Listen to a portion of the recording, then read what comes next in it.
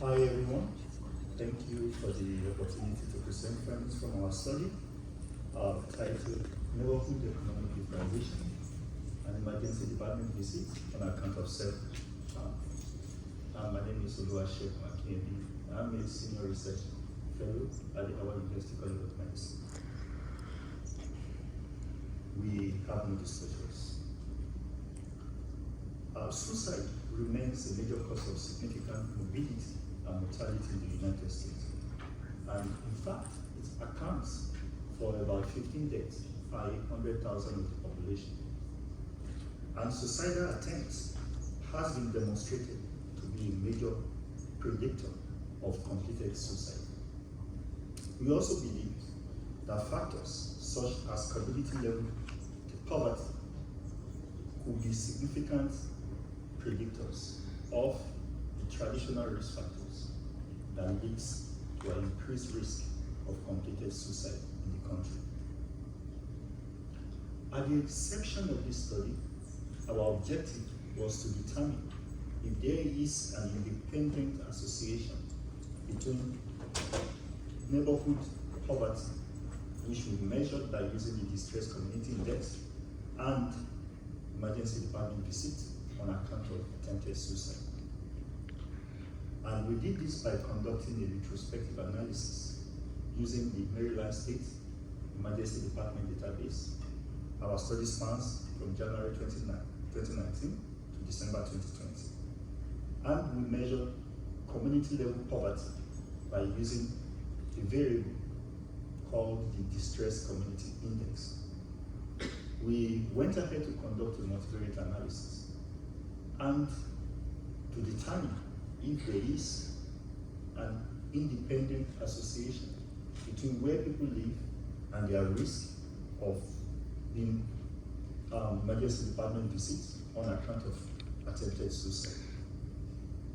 So we use the Distress Community Index, which is more like a socioeconomic metrics that measures a community level poverty, and it consists of 7 socioeconomic indicators, which are the share of the population age 25 and above who lacked a high school diploma, the share of individuals living in that community below the poverty line, the share of the population who are unemployed, the share of housing units that is vacant, household median income, the share or the change in the number of employees or people who are employed from the year 2016 to 2020, and finally, the change in the number of establishments or business establishments in the same period.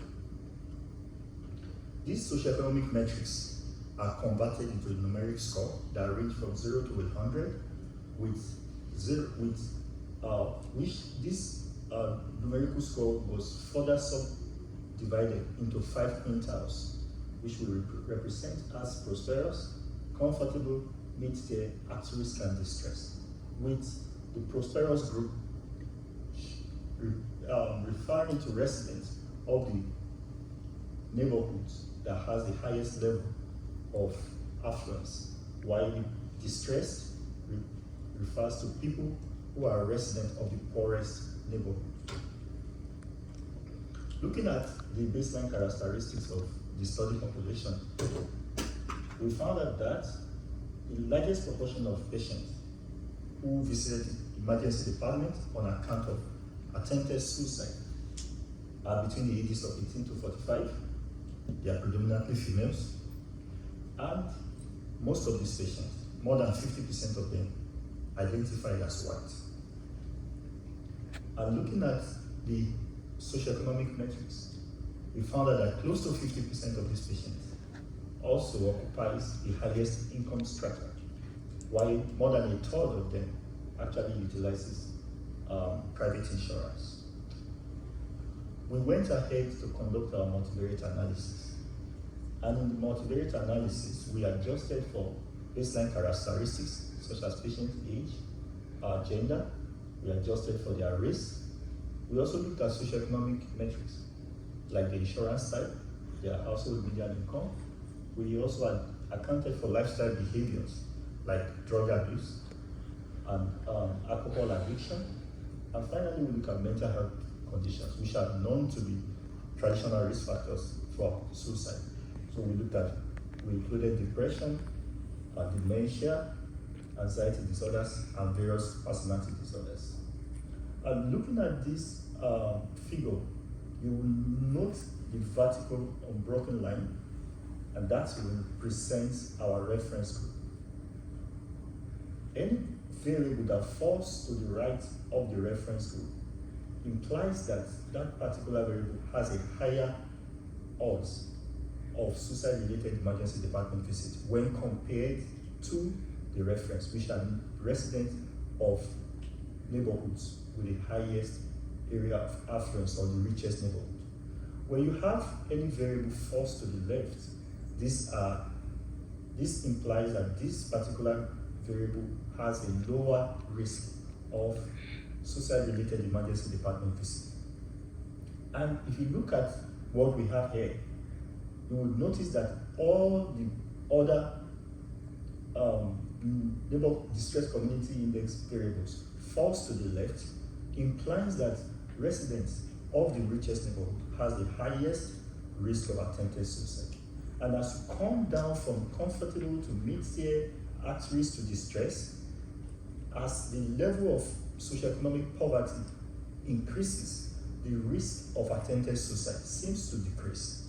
And in our multivariate analysis, we found this indirect, independent association between the distress community index, the neighborhood poverty, and the suicide-related emergency department visits.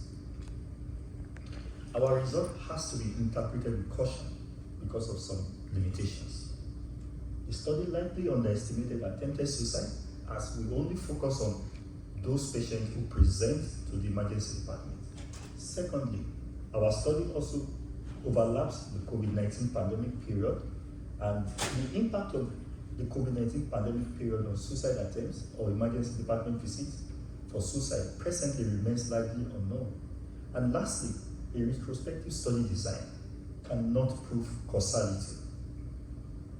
In conclusion, prosperous communities had the highest incidence of attempted suicide in the present study, and the risk of attempted suicide seems to increase as individuals move from the least prosperous to the most prosperous areas. We have directions for future research to test some of our findings in this study, and some of the questions that we intend to answer in our next research is, are our findings actually indicative of healthcare utilization disparities?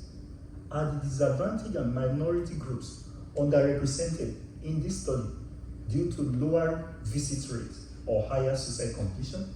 Does it mean that, is it that we have, when there is attempted suicide coming from the poorest neighborhood, do we have disparities that ensure that these patients don't get to the hospitals? Or are they more likely to complete this condition? Because if they complete the suicide, then they will not reflect in they will not present to the emergency department, and they will not reflect in our study. And lastly, do affluent individuals genuinely have higher suicide rates? So these are questions that we intend to answer in our next research. Thank you. We'll be happy to answer your questions.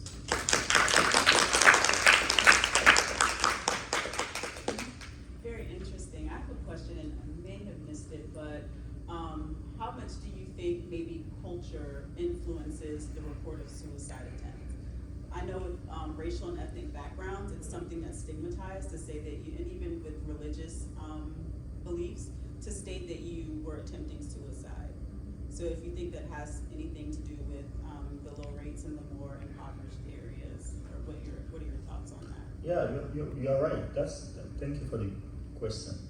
But actually, your presentation to the emergency department visit, for emergency department visit, may actually be on account of attempting the suicide and not because it's not completed.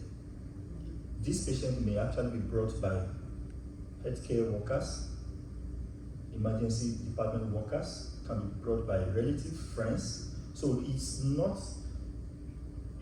less likely that they are actually presenting on their own accord. That's one.